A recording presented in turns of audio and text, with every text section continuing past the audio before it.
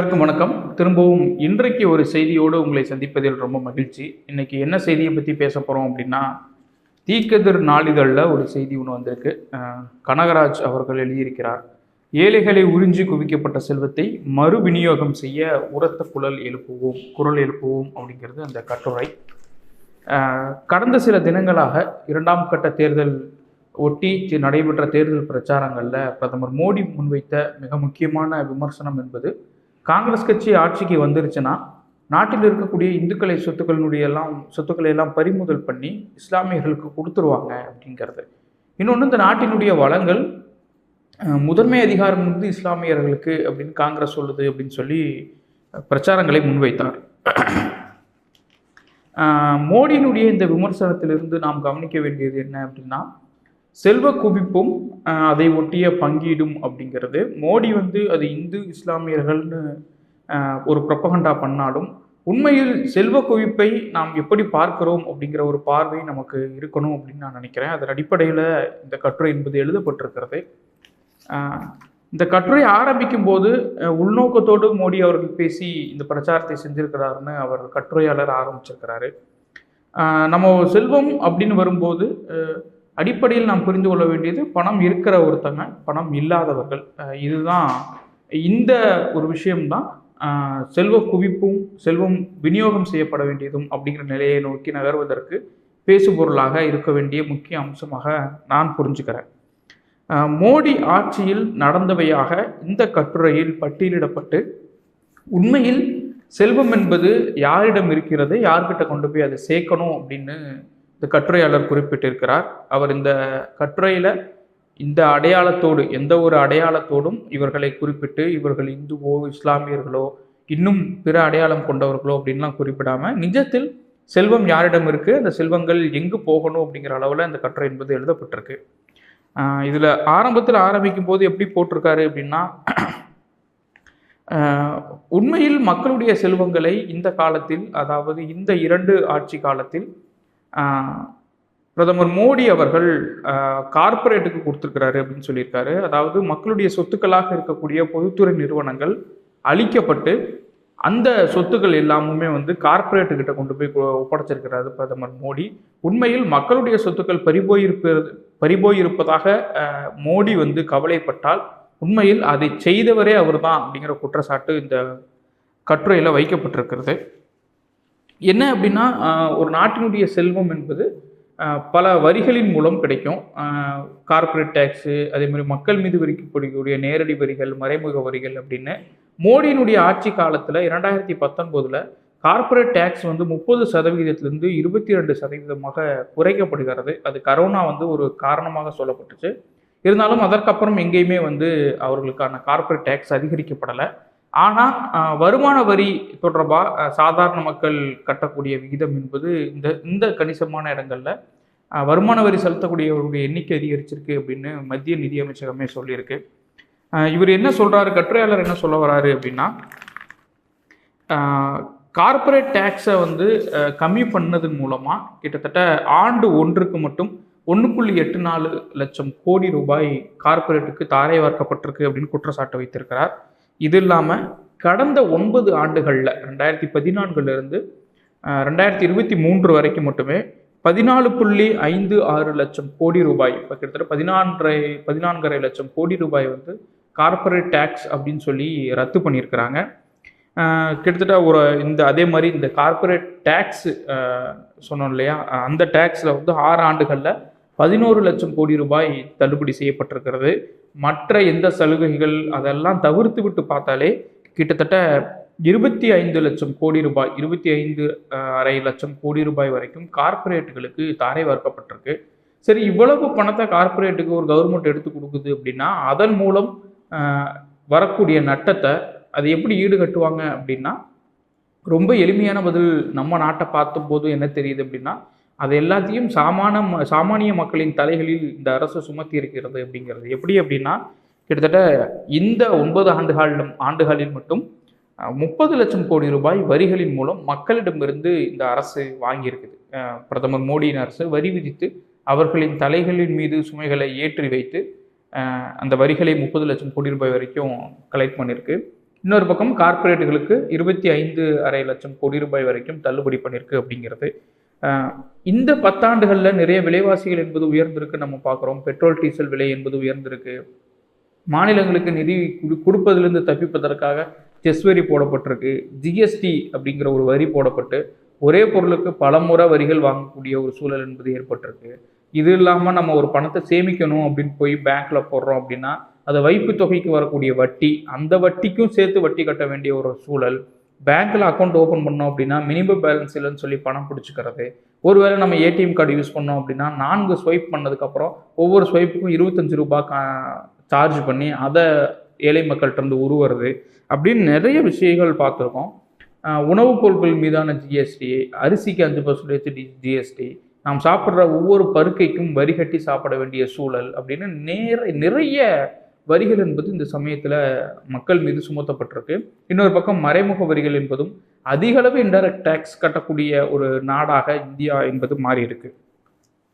நான் முதலே சொன்ன மாதிரி மினிமம் பேலன்ஸ் தொடர்பாக பேசும்போது சமீபத்தில் வந்த ஒரு செய்தி என்ன அப்படின்னா, வங்கிகளில் மினிமம் பேலன்ஸ் வச்சிருக்க முடியலை அப்படிங்கிறதுக்காக மட்டும் ஃபைன் போட்டு இவங்க கலெக்ட் பண்ணது 21,000 கோடி ரூபாய். கிட்டத்தட்ட ஒரு அக்கௌண்ட்டை ஓப்பன் பண்ணோம், அந்த அக்கௌண்ட்டில் ஒரு 500 ரூபா வச்சுருக்கணும் அப்படின்னா அதை கூட வைக்க வழி இல்லாமல் இருக்கக்கூடிய மக்கள்கிட்ட இருந்து அதை ஏன் வைக்காதுன்னு சொல்லி கிட்டத்தட்ட 21,000 கோடி ரூபாயை இந்த அரசு திருடி இருக்கிறது அப்படின்னு தான் சொல்லணும்.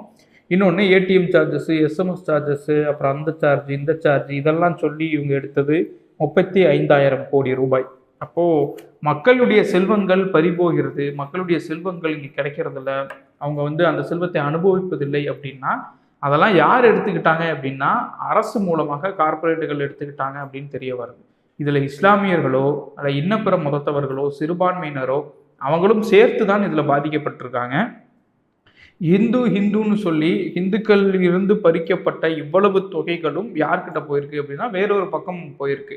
அப்படி வேறொரு பக்கம் என்ன, அந்த வேறொரு வெல்த்தியான அவ்வளவு செல்வமிக்க மக்கள் எப்படி வாழ்ந்துகிட்டு இருக்காங்க அப்படின்னு பார்க்குறோம் அப்படின்னா, சமீபத்தில் ஒரு குறிப்பிட்ட ஒரு தொழிலதிபர், இந்த தொழிலதிபர் யாருன்னு நீங்களே நினச்சிக்கோங்க, அந்த தொழிலதிபருடைய மகனுடைய திருமணம் என்பது நடைபெற்றது. அந்த திருமணத்திற்கு எவ்வளவு செலவு செய்தார்கள் என்பது, எல்லா நடிகர்களும் திரைக்கலைஞர்களும் அங்கே போய் எல்லா பணிவிடைகளும் செய்தது, அது எல்லாமே பார்த்தோம். இன்னொரு பக்கம் மக்கள் தினசரி உணவிற்கு அல்லல் படக்கூடிய சூழல் என்பதும் மாறி இருக்கு இந்த நாட்டில். கடந்த 2023 ஜனவரியில் ஆக்ஸ்ஃபார்ம் அறிக்கை ஒன்று வெளியாகிறது. அது என்னன்னா, பொருளாதார அசமத்துவம் தொடர்பாக ஆண்டுக்காண்டு அவர்கள் ஆய்வு செஞ்சு அந்த ஆய்வு முடிவுகளை வெளியிடுவாங்க. உலகம் முழுக்க ஆய்வுகளை செய்வாங்க. அவங்க போன வருடம் ஒரு ஆய்வு செஞ்சு அதை வெளியிட்டிருக்காங்க. அந்த ஆய்வினுடைய பெயர் என்ன அப்படின்னா, survival of the richest the India story அப்படிங்கிறது அந்த ஆய்வினுடைய பெயர். அந்த ஆய்வின் கீழே அவங்க என்ன கண்டுபிடிச்சிருக்காங்க அப்படின்னா, கிட்டத்தட்ட 70 கோடி பேருடைய சொத்துக்கள் என்பது வெறும் 21 பேரோட சொத்தோட சமமாக இருக்குது இந்த நாட்டில் அப்படின்னு சொல்லியிருக்காங்க. கிட்டத்தட்ட 70 கோடி பேர் வச்சிருக்கக்கூடிய சொத்து என்பது வெறும் 21 பேர் வச்சிருக்கக்கூடிய சொத்தோட இணையாக இருக்கிறது அப்படின்னு. வெறும் 21 பேர் என்பவர்கள் பெரும் பணக்காரர்களாக இந்த நாட்டில் இருக்கக்கூடியவர்களை குறிப்பிட்டு அந்த முடிவை அவங்க சொல்லியிருக்காங்க. இந்த ஒரு காலத்தில் மட்டும் பணக்காரர்களுடைய சொத்து என்பது 121% என்பது அதிகரிச்சிருக்கிறது. நம்ம பார்த்தோம், அதானிலாம் உலகத்தினுடைய முதல் பணக்காரராக வந்தார், நம்பர் 1 பணக்காரராக மாறினதெல்லாம் நம்ம பார்த்தோம். பணக்காரர்களுடைய சொத்து என்பது இந்த சமயத்தில் அதிகரிச்சிருக்கு. ஒட்டுமொத்த செல்வத்தில் கிட்டத்தட்ட 3%, இந்தியாவினுடைய ஒட்டுமொத்த செல்வத்தில் வெறும் 3%, 50% மக்கள் தொகையில் இருக்கக்கூடிய மக்கள் வச்சிருக்கிறாங்க. ஒரு நாட்டினுடைய செல்வம் என்பது எந்த அளவு பகிர்ந்தளிக்கப்படாமல் இருப்பது என்பதற்கான தரவு இது. 3% சொத்துக்களை வெறும் 50% மக்கள் வச்சிருக்கிறாங்க. இதே டேட்டா என்ன சொல்லுது அப்படின்னா, பெரும் பணக்காரர்களுடைய சொத்துக்கள் ஒரு நாளைக்கு 3608 கோடி ரூபாய் வரைக்கும் அதிகரிச்சிருக்கு. ஒரு நாளில் அவங்க ஈட்டக்கூடிய வருமானம் என்பது 3608 கோடியாக இருப்பதாக மதிப்பிடப்பட்டிருக்கு. இன்னொன்று, வெறும் 5% மக்கள், இந்திய மக்கள் தொகையில் 5% மக்கள்கிட்ட மட்டும் 62% சொத்துக்கள் என்பது இருப்பதாகவும் இந்த அறிக்கை சுட்டி காட்டியிருக்கு. யோசிச்சு பாருங்க, 100ல் கிட்டத்தட்ட 5 பேர்கிட்ட ஒரு 62% சொத்துக்கள் என்பது இருப்பதாக இந்த அறிக்கை சுட்டி காட்டுது. இதில் அமிதாப் பெஹர் அப்படிங்கிற அந்த நிறுவனத்தினுடைய சிஇஓ, ஆக்ஸ்ஃபார்ம் அறிக்கை வெளியிட்ட அந்த நிறுவனத்தினுடைய சிஇஓ அவர் என்ன சொல்லியிருக்காரு அப்படின்னா, இந்தியாவில் சமத்துவமின்மை என்பது பொருளாதார சமத்துவமின்மை என்பது அதிகரிச்சுக்கிட்டே இருக்கு. மக்கள் வந்து நிறைய வரி கட்டிக்கிட்டே இருக்கிறாங்க. கார்ப்பரேட்டுகளுடைய வரிகளை இந்த அரசு தள்ளுபடி பண்ணியிருக்கு. ஆனால் இந்த முறை என்பது பணக்காரர்கள் வரி கட்டுவதற்கான சூழல் இது. கார்ப்பரேட் டேக்ஸை 30%லேருந்து 22% குறைச்சிருக்கீங்க. இந்த சமயம் என்பது பணக்காரர்கள் வரி கட்ட வேண்டிய சூழல், அந்த இடத்த நோக்கி நம்ம நகரணும் அப்படின்னு சொல்லிட்டு அவர் ஒன்று சொல்லியிருக்காரு. கிட்டத்தட்ட 40% செல்வங்கள் என்பது 1% பணக்காரர்கள் கிட்ட தேங்கியிருக்கு அப்படின்னும் அவரு தன்னுடைய அறிக்கையில் குறிப்பிட்டிருக்காரு. அதே மாதிரி 3% செல்வம் என்பது 50% மக்கள்கிட்ட இருக்கு அப்படின்னு குறிப்பிட்டிருக்காரு. அப்போ பிரதமர் மோடி பேசுவதை போல இந்துக்களுடைய சொத்துக்களை பாதுகாப்பது என்பது இஸ்லாமியர்களிடமிருந்து அல்ல அப்படிங்கிறது இதன் மூலம் தெரிய வருது. இந்த கார்ப்பரேட் டேக்ஸஸை கட் பண்ணதன் மூலமாக அவங்களுக்கு கொடுத்த கடனை வசூலிக்காமல் தள்ளுபடி பண்ணதன் மூலமாக மட்டும் 25 லட்சம் கோடி ரூபாய் வரைக்கும் இந்த அரசு அவங்களுக்கு தாரை வார்த்திருக்கிறது அப்படின்னா, இந்த 25 லட்சம் கோடி ரூபாய் வச்சு என்ன பண்ணியிருக்கலாம் அப்படிங்கிறது இன்னொரு செய்தியாக இருக்குது. கடந்த ஒரு 2-3 தினங்களுக்கு முன்பாக காங்கிரஸ் தலைவர் ராகுல் காந்தி, மூத்த தலைவராக இருக்கக்கூடியவர், அவர் வந்து ஒரு அறிக்கையை வெளியிடுறார். அவர் அந்த அறிக்கையில் என்ன சொல்கிறாரு அப்படின்னா, இந்த சொத்துக்களை எப்படி பயன்படுத்தி இருக்கலாம் அப்படிங்கிறத ஒரு டேட்டாவை அவர் வெளியிட்டார். அதுவும் இணையத்தில் நல்லா வைரலாக போச்சு. அது என்ன சொல்லுது அப்படின்னா, கிட்டத்தட்ட இந்த கார்ப்பரேட் டேக்ஸ் கட் பண்ணது, அதே மாதிரி அவங்களுடைய கடனை தள்ளுபடி பண்ணது, இதன் மூலமாக வந்திருக்கக்கூடிய இந்த தொகைகள்லாம் வச்சு கிட்டத்தட்ட 16 கோடி இளைஞர்களுக்கு 1 லட்சம் ரூபாய் சம்பளத்தில் மாத வேலைகளுக்கு அவங்களை எடுத்திருக்கலாம். 16 கோடி பெண்களுக்கு வருஷத்துக்கு 1 லட்சம் ரூபாய் கொடுத்துருக்க முடியும். இந்திய இராணுவத்தினுடைய 3 ஆண்டுகளுக்கான செலவை இதன் மூலம் நம்மளால் ஷார்ட் அவுட் பண்ணியிருக்க முடியும். இன்னொன்று 10 கோடி விவசாயிகளுடைய குடும்பங்களுக்கு கடனை தள்ளுபடி பண்ணியிருக்கலாம். அப்படி கடனை தள்ளுபடி பண்ணியிருந்தால் இந்த காலத்தில் தற்கொலை செய்து கொண்ட விவசாயிகளுடைய வாழ்க்கையை நம்ம காப்பாற்றியிருக்க முடியும். 2 ஆண்டுகளுக்கு ஒட்டுமொத்த அந்த நாட்டுக்குமே கிட்டத்தட்ட 400 ரூபாய்க்கு கேஸ் சிலிண்டர் கொடுத்துருக்கலாம். அதே மாதிரி பட்டியலின பழங்குடி பிற்படுத்தப்பட்ட சமூக மாணவர்களுக்கு பட்டப்படிப்பு வரைக்கும் இலவச கல்வி கொடுத்துருக்கலாம் அப்படின்னு ஒரு டேட்டாவை அவரும் ரிலீஸ் பண்ணியிருக்காரு. பிரதமர் மோடி பேசியதை போல செல்வம் ஒரு இடத்தில் குவிக்கப்படுவது என்பது அது தவறானதுதான். இது இஸ்லாமியர்கள்கிட்ட போனாலும் இந்துக்கள் கிட்ட போனாலும் வேற யார்கிட்ட போனாலும் ஒரு இடத்தில் செல்வம் என்பது குவிவது தவறான ஒன்று.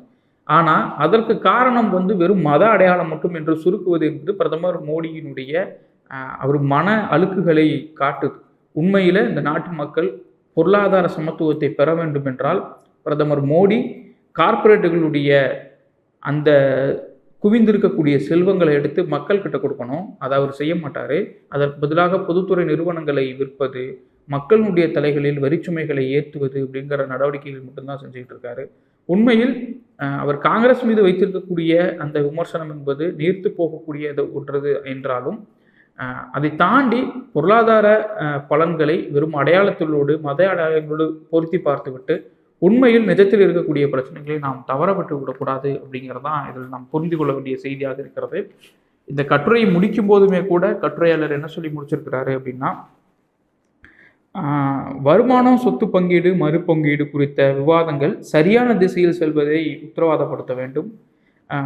ஒரு விவாதத்தை சரியான திசை வழியில் நடத்துவதும் இந்தியாவில் பெருவாரியான மக்களின் உணர்வாகவும் போராட்ட முழக்கமாகவும் இதை மாற்றுவதும் முக்கியமான அவசியமான ஒன்று மட்டுமல்ல, நியாயமானதும் கூட அப்படின்னு இந்த கட்டுரையை முடித்திருக்கிறார். அவருடைய கட்டுரையினுடைய சாராம்சம் நல்லா தெரியுது. மக்கள்கிட்ட சொத்துக்களை கொண்டு போய் சேர்ப்பதற்கு பதிலாக இந்த அரசு மக்களுடைய சொத்துக்களை அபகரிக்கிறது. மாறாக மக்களிடம் வந்து இந்த சொத்துக்களை அபகரிப்பதற்காக இஸ்லாமியர்கள் காத்திருக்கிறார்கள் அப்படின்னு சொல்லுது. இதற்கு மக்கள் தான் முடிவு சொல்லணும். மீண்டும் வேறொரு வீடியோவில் உங்களை சந்திக்கிறேன். மிக்க நன்றி.